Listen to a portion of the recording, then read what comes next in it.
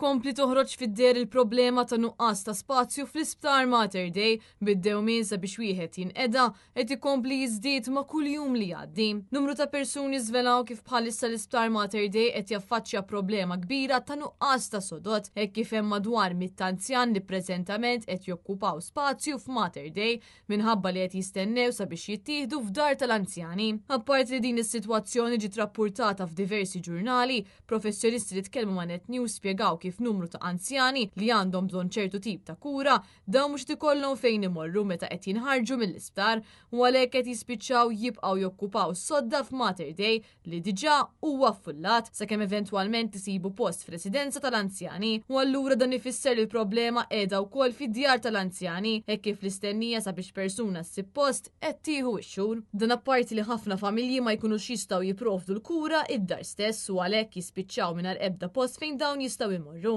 tant li qed ikollhom jibqgħu jgħixu l-isptar. Apparti din il-problema hemm ukoll il-fatt li riċentament kien hemm żied ta' pazjenti bil-COVID fejn bħalissa fl-Isptar Mater Dei hemm il fuq minn 60 pazjent li qed jingħataw il-kura, buħut minnhom saħansitra qegħdin fl-ICU. Min-naħa tiegħu il-Ministru tas-Saħħa Ġotjena Bela għalkemm irrikonoxxa li hemm problema fl-Isptar Mater Dei ma tantx jidher li għandu pjan sabiex tibda tissolva din is-sitwazzjoni u issa spiċċa jdur fuq il-privat minkejja li anke hemmhekk hemm realtajiet simili ta' nuqqas ta' sodot. Ir-riżorsi kif tkun qed tużawhom aħjar? Ir-riżorsi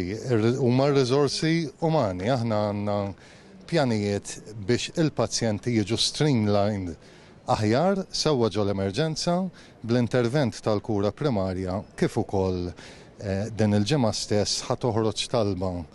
għal partnership mal-privat. Il-problema ta' nuqqas ta' spazju fl-Isptar Mater Dei ilha tippersisti għal dawn l-aħħar snin bl-isplużjoni fil-popolazzjoni kaġun tal-mudell ekonomiku li ħaddem Joseph Muscat u li kompla għaddej bih il-Prim Ministru preżenti Roberta Bela.